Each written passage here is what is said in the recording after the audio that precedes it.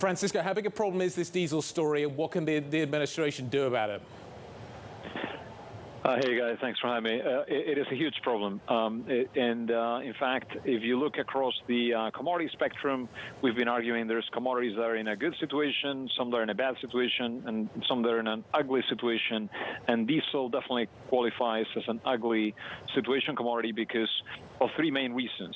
Reason number one is that we've had a huge disinvestment in refining capacity because we had weak demand throughout the last couple of years during the pandemic, and then, of course, we were all moving quickly to an electric vehicle future that's maybe taken a little longer than we expected, as we've learned with Tesla. But so I think we've lost about 2 million barrels a day, 2% capacity on refining that we were, is now coming back to haunt us. Second factor is the very, very high natural gas prices globally. Remember, high gas prices hurt refining margins because gas is a key input into the refining process. This is what we use to burn crude oil to create diesel. Essentially, that's gas. So that's not helped either. And then the third factor, really on the supply side, which has been a big problem, is sanctions on Russia. The U.S. was the first country to impose sanctions on Russian diesel, then the U.K., and now, of course, over the next couple of months, we're going to see Europe doing the exact same thing. So, and Russia is the world's second largest exporter of petroleum products, including diesel. So that's where we are today, guys. This is very problematic. The urgency here is pretty incredible, just days of diesel supply. What does this mean heading into the midterm elections and the broader inflation story? Well, look, I think one very important message is hopefully the U.S. government does not take the steps to restrict exports because, again, Europe is essentially trying to sanction Russian imports of diesel. So, and of course, we've already heard from the U.K. regulator, where you guys are at, right, that there could be blackouts during the 4 and 7 p.m. on cold winter days. So Europe needs the energy. I realize high prices do not help anyone, but ultimately prices are a mechanism to spread around the limited available supplies, and that's what we have right here, right now. We need to let prices do some of the work on distillates, and I think it'd be very damaging to start using non-market measures such as restrictions in order to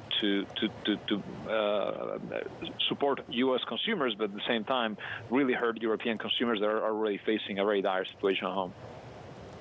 Francisco, let's talk about Europe, therefore, just for a moment. Europe's talking about price caps on gas. Do cargoes go elsewhere? Are the Germans right or are the Germans wrong? I think the Germans are right on this one, but one important element that has worked, particularly in Iberia, we've seen the Iberian exception, which essentially we've seen the gas price and the power price being dissociated.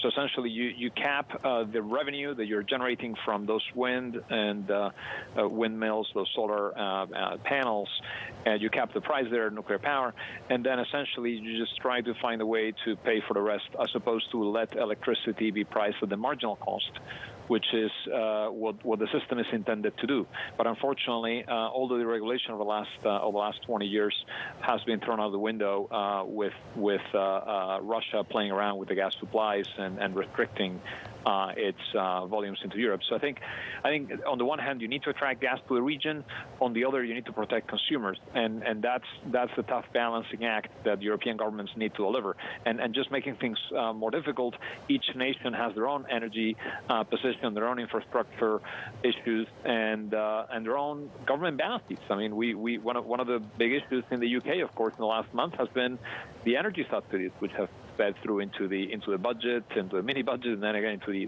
kind of the financial turmoil we've seen. A lot of it's been driven by energy. Let's not forget, it's not just cutting taxes on the rich that was an issue. I think many of the European governments are very stretched because they're having to pony up a lot of money to subsidize consumption, which is something that generally financial markets don't like to do. The financial markets want to pay for long-term investment plans, plans that are going to improve productivity, not plans that are going to go straight into subsidizing consumption of something that, frankly, we don't have. Francisco, when you kind of look at the price movements across energy markets right now, what are the most mispriced relative to the cross currents that you're keeping an eye on? Right. So I think, certainly probably the one market that's rolled off quite meaningfully in the last couple of days has been natural gas, and part of it is that the first few days of November look a little warmer than expected, so inventories are at reasonable levels. So the market is losing out some of the risk premium that was built into the early weeks of winter. So that's what's going on right now. I think distillates remain very, very constrained, and I think refining margins generally are going to stay high. We've seen gasoline as well, gasoline crack spreads going up again. The one market that has been a little impervious to everything else has been crude oil, and obviously OPEC has got some production there. The U.S. government has also announced they're going to buy crude oil below $70 a barrel to put into the SPRs. So now we have essentially two puts on crude oil, one from OPEC Plus and another one from the U.S. government. So I think crude oil is the one market that looks more interesting to me because the downside seems limited given the actions that we've seen on both ends. But yet the upside is a bit of a question mark here because remember, as of December 5, Europe is going to impose sanctions on Russian exports, and then of course we're going to have a price cap as well. So to me, probably crude oil looks like a more interesting market in the energy space at the moment, going into those December 5 sanctions.